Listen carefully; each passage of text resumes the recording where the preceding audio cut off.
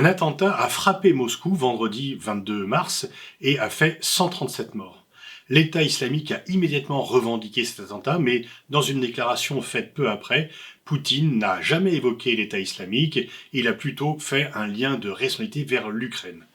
4 personnes ont été arrêtées, plutôt malmenées. Elles sont d'origine du Tadjikistan, qui vient confirmer la piste de l'État islamique, d'autant plus que jamais l'État islamique a revendiqué de façon opportuniste un attentat qu'il n'avait pas commis. Donc tout ramène à l'État islamique, qui a beaucoup de raisons de s'attaquer à la Russie, pour ce que les Russes ont fait en Tchétchénie, pour ce que les Russes ont fait également en Syrie, où ils sont venus avec d'autres dans une grande coalition anti-Daesh priver l'État islamique de son assise territoriale, une coalition internationale où étaient d'ailleurs unis occidentaux, arabes et Russie, puisque si occidentaux et russes sont opposés sur l'Ukraine, ils sont tous les deux visés par l'État islamique et ils ont un intérêt à coopérer.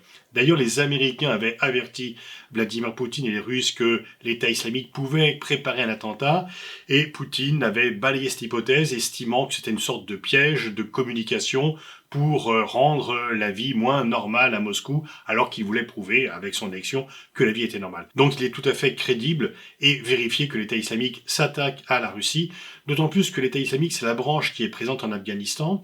Les talibans sont venus le déposséder de l'assise territoriale qu'elle avait encore, et l'État islamique et les talibans sont opposés. L'État islamique a donc voulu montrer qu'il était encore capable de frapper malgré la perte de toute assise territoriale, qu'il s'agisse de la Syrie, de l'Irak ou de l'Afghanistan, mais il s'est un peu étendu en Asie centrale et aussi en Afrique. Et donc il a frappé très fortement. Pourquoi Poutine pointe l'Ukraine, non pas l'État islamique? Eh bien, en fait, c'est par opportunisme politique. Dire que l'État islamique a attaqué la Russie, c'est avouer une faiblesse, notamment une faiblesse dans les services de sécurité.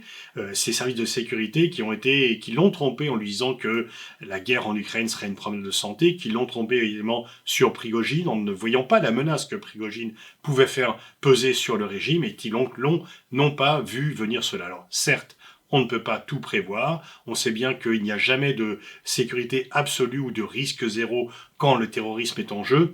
Mais là, il faut aussi voir que les services de renseignement russes, sont préoccupés évidemment par l'Ukraine, mais sont aussi préoccupés par l'opposition intérieure, par ceux qui, autour de Navalny ou autour d'autres, critiquent la guerre en Ukraine ou critiquent le régime de Poutine. Et donc, quelque part, cette menace islamiste avait été moins considérée par les services de sécurité, préoccupés par la menace principale, l'Ukraine, et aussi par l'opposition intérieure.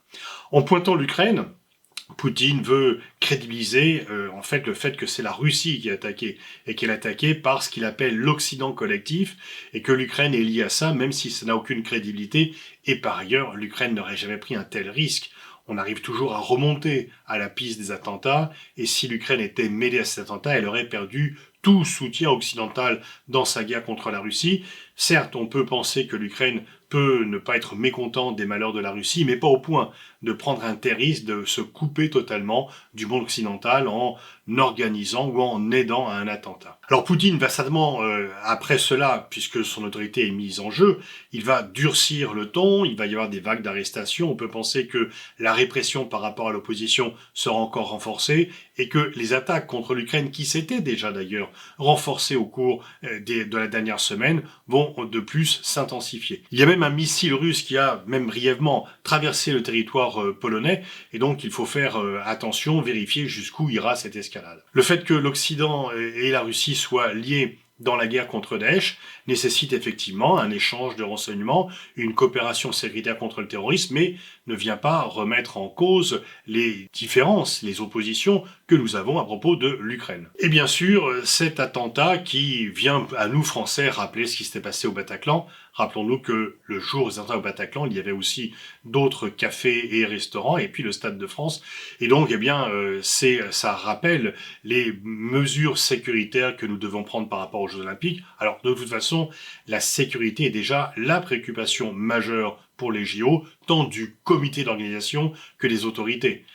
Cet attentat à Moscou vient rappeler ce qui était déjà pris en compte par les autorités françaises.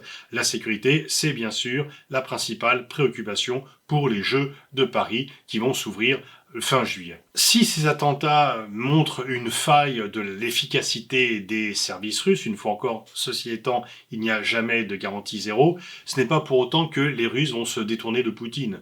Au contraire, on peut penser qu'ils vont encore plus adhérer à sa personne et à sa politique. C'est le réflexe normal d'un pays qui est frappé. Dans tout pays qui est victime d'attentats de masse comme ceci, eh bien, on se regroupe autour du leader, on se regroupe autour du chef d'État, qu'il s'agisse d'un pays autoritaire ou qu'il s'agisse d'un pays démocratique. C'est le même réflexe.